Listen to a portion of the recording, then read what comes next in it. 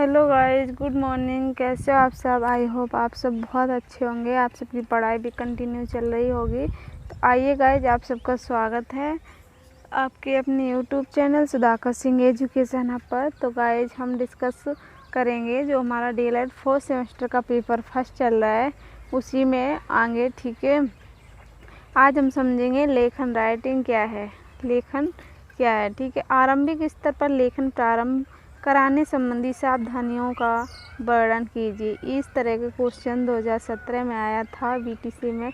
ठीक है, तो हम उस बारे में जानेंगे आज। आरंभिक स्तर पर लेखन प्रारंभ कराने संबंधी निम्नलिखित सावधानियां हैं। क्या हैं? निम्नलिखित सावधानियां हैं। ठीक है, जब छात्रों को देखकर व सुनकर सुंदर लेख द्वारा शब्द व वाक्य लिखने का अभ्यास हो जाए। क्या?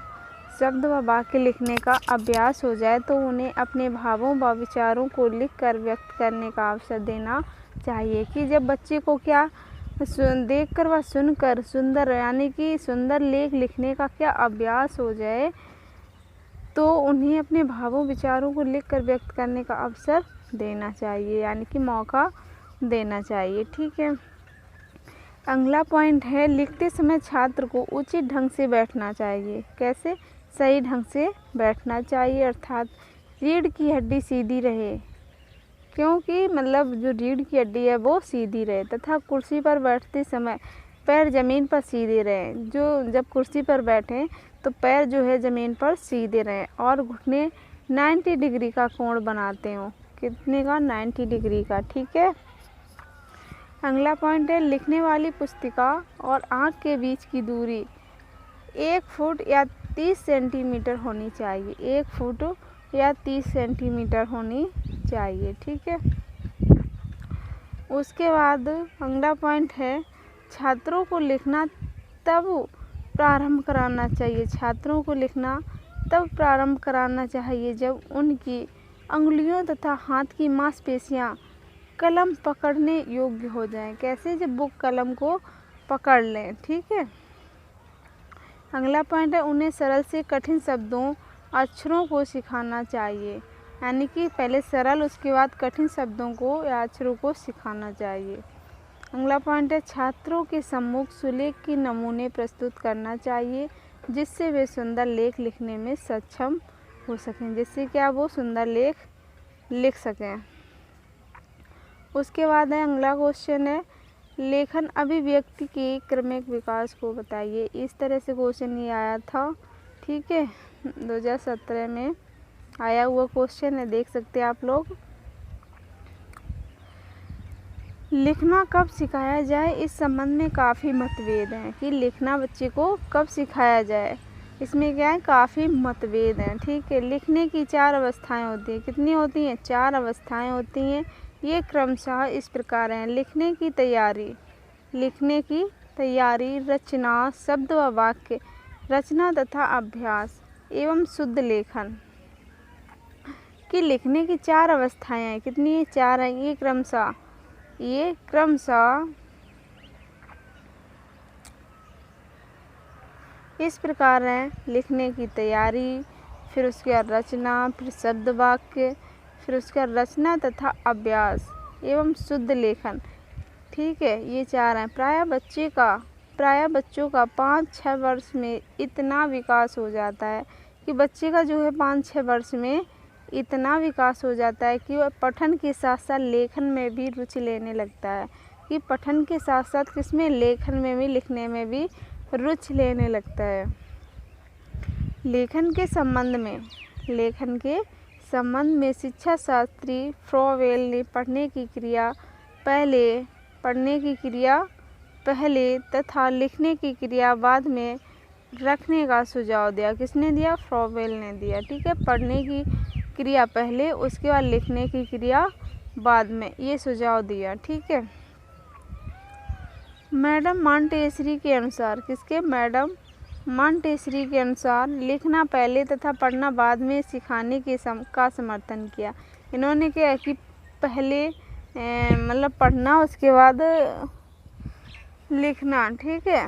मैडम मॉन्टेसरी के अनुसार लिखना पहले तथा पढ़ना बाद में इन्होंने भी समर्थन किया, ठीक है। उसी में बालक को पहले मौखिक भाषा पर अधिकार करना चाहिए। बालक को पहले वर्णों, प्रतीकों, चिन्हों आदि की पहचान होनी चाहिए। इससे उसे लिखने में सरलता हो सकती है।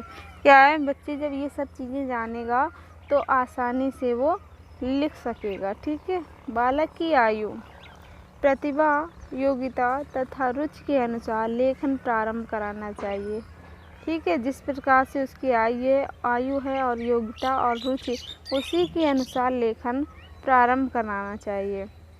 बालक का 5-6 वर्ष में, कितने में, 5-6 वर्ष में काफ़ी विकास हो जाता है, मतलब काफ़ी बच्चा आगे बढ़ता है, काफ़ी विकास होता है। उसके बाद अतः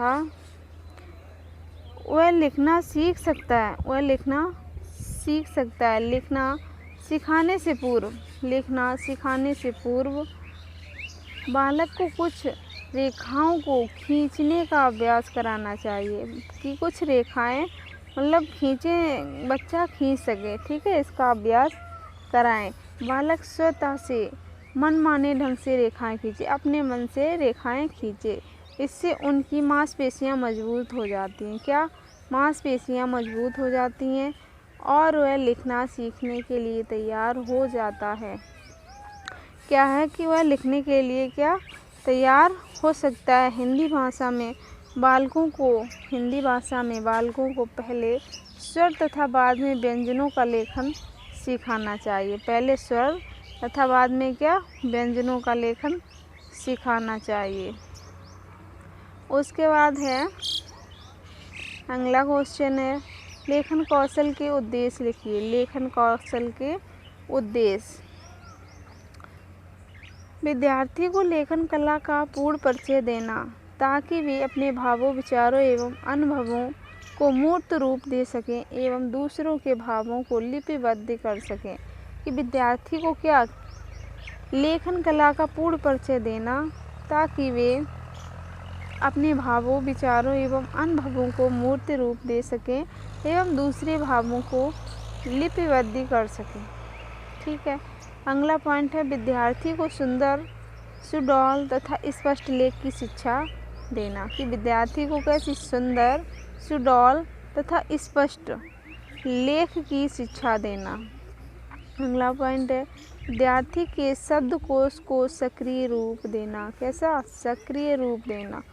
अगला पॉइंट है, मातृभाषा या हिंदी अक्षरों का वास्तविक स्वरूप चित्रित कर सकने की क्षमता का विकास करना। किसकी, मातृभाषा या हिंदी अक्षरों का वास्तविक स्वरूप चित्रित कर सकने की क्षमता का विकास करना। अगला पॉइंट है, विद्यार्थियों को लिखने का इतना अभ्यास कराना कि वे यंत्रवत गति के साथ धारा प्रवाह रूप से लिख सकें। कैसे, यंत्रवत गति के साथ, एक मतलब धारा लय बन जाती है, उसी धारा प्रवाह रूप से लिख सकें, ठीक है। अगला क्वेश्चन है, लेखन का महत्व। लेखन का महत्व, ये भी क्वेश्चन आया हुआ है, आप लोग देख सकते हैं, ठीक है। लेखन का महत्व क्या है। पॉइंट फर्स्ट देखते हैं, विचारों को सुरक्षित रखने के लिए, विचारों को सुरक्षित रखने के लिए लिखित अभियोगिता की आवश्यकता है। किसकी, लिखित अभियोगिता की आवश्यकता है। लिखकर हम अपने विचारों को सदियों के लिए स्थायित्व प्रदान कर सकते हैं। कि लिखकर जो हमारे विचार होते हैं वो सदियों तक ऐसे ही बने, मतलब स्थायित्व प्रदान कर सकते हैं, ठीक है, एक तरह से कह सकते हैं। अगला पॉइंट है, दैनिक जीवन में, दैनिक जीवन का विवरण रखने, घर का दैनिक हिसाब किताब रखने के लिए। कि दैनिक जीवन का विवरण, किसका, जो दैनिक जीवन का विवरण है, ठीक है, उसको रखने, घर का दैनिक हिसाब किताब रखने के लिए लिखित भाषा का प्रयोग करना पड़ता है। किसका, कि कोई किसी भी चीज़, मतलब चीज़ का हिसाब किताब ये सब होता है तो उसको क्या लिखित भाषा का प्रयोग करना पड़ता है, तभी हम उसको क्या लिख कर सामने रखते, ठीक है, लिख कर पेश करते या कुछ भी, तो लिखित भाषा का प्रयोग किया जाता है यहाँ पे। उसके बाद है पॉइंट थर्ड, आधुनिक शिक्षा प्रणाली की। आधुनिक शिक्षा प्रणाली की प्रमुख विशेषता परीक्षा है। क्या प्रमुख विशेषता क्या है? परीक्षा है। इसके बिना शिक्षा प्रणाली की कल्पना भी नहीं की जा सकती है। इसके बिना क्या? शिक्षा प्रणाली की कल्पना भी नहीं की जा सकती है। अगला पॉइंट है, लिखित भाषा ही साहित्य के भंडार में वृद्धि करती है। किसके? साहित्य के भंडार में वृद्धि करती है। यह लिपि ना होती है तो साहित्य भी नहीं होता, कि यदि लिपि ना होती तो साहित्य भी नहीं होता, ठीक है। उसके बाद है इसका अगला पॉइंट है, व्यावसायिक एवं औद्योगिक प्रगति का आधार। व्यावसायिक एवं औद्योगिक प्रगति का आधार भी लिखित भाषा है। किसका है? ये आधार भी जो है कैसा है? लिखित भाषा है, ठीक है। मौखिक रूप से कार्य व्यवसाय में सफलता प्राप्त नहीं की जा सकती, कि मौखिक रूप से कार्य या कोई व्यवसाय हो उसमें क्या सफलता नहीं प्राप्त की जा सकती है। प्रत्येक व्यवसाय में तरह तरह के रिकॉर्ड आदि लिखकर रखने पड़ते हैं, कि कोई भी व्यवसाय हो किसी प्रकार का हो उसमें अलग अलग तरह से रिकॉर्ड लिख कर रखना पड़ता है। अगला पॉइंट है, लिखित भाषा ने हमें हमारी प्राचीन सभ्यता तथा संस्कृति तक पहुंचाया है। किसने? लिखित भाषा ने पहुंचाया। हमें भी लिखित भाषा द्वारा रचनाओं को अपनी भावी पीढ़ी तक पहुंचाना चाहिए, कि हमें भी अपनी जो रचनाएं हैं, ठीक है, उसको लिखित भाषा के रूप में भावी पीढ़ी तक पहुंचाना चाहिए, ठीक है। उसके बाद है अगला क्वेश्चन है, लेखन की उपयोगिता। लेखन की उपयोगिता क्या है? लिखित अभिव्यक्ति के लिए 4 बिंदु हैं: सुस्पष्टता, शुद्धता, क्रमबद्धता एवं सुसंबद्धता। लेखन कौशल को विकसित करने वाले निम्न गुणों के द्वारा उसकी उपयोगिता और भी बढ़ जाती है। उसकी उपयोगिता क्या है? और भी बढ़ जाती है। पॉइंट देखते हैं, सुलेख के गतिपूर्वक शुद्ध वर्तनी तथा उचित विराम चिन्हों का प्रयोग करते हुए लिखना चाहिए, कि सुलेख में गतिपूर्वक शुद्ध वर्तनी तथा उचित विराम चिन्हों का प्रयोग करते हुए लिखना चाहिए। वर्तनी भी शुद्ध होनी चाहिए और विराम चिन्ह उचित यानी कि सही जगह लगे होनी चाहिए, ठीक है। अगला पॉइंट है, सरल कहानी, घटनाओं, दृश्यों आदि का लिखित वर्णन करना चाहिए। अगला पॉइंट है, कल्पना के आधार पर कहानी, संवाद या कविताएं लिखना। किसकी? कल्पना के आधार पर कहानी या कविताएं लिखना, ठीक है। अगला पॉइंट है, विराम चिन्हों का यथोचित प्रयोग करना। विराम चिन्हों का यथोचित प्रयोग करना, सही से प्रयोग करना, ठीक है। क्रमबद्धता बनाए रखना। क्या है?